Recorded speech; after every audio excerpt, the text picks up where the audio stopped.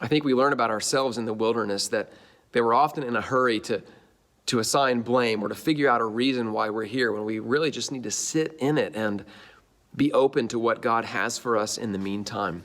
There's an Old Testament scholar named J.A. Motier who points that out as he writes about the book of Exodus, that while God's people were quick to try to assign a reason or assign blame, they were missing out on something that could have been very comforting.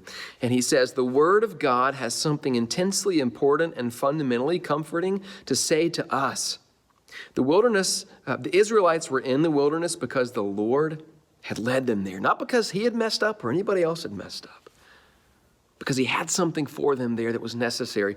And we would do well also not to try to figure it out too quickly, but to simply look to the Lord for what he wants to do in us in the wilderness.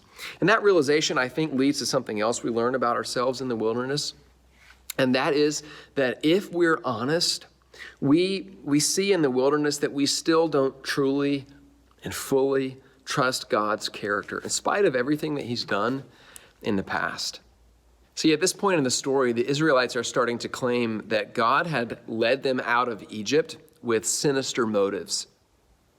That it wasn't enough for him to kill them while they had full bellies back in Egypt, that he had to lead them out into the desert where they would die a slow, painful death out of starvation. That God really couldn't be trusted. He really wanted to make their lives miserable. And, I think a lot of us have the same inclination to believe that God is really not for us, that God really wants us to be miserable. He doesn't want us to be happy, that God can't really be trusted. And if that's how we really feel, then that leads us to not call out honestly to God. It leads us to believe that even if we do call out to God, he might not hear us in our pain, or that if he does hear us, he's just going to crush us and punish us. Some of us think that if we get the courage to ask God for what we need, that we're going to have to pry the blessings out of his hand.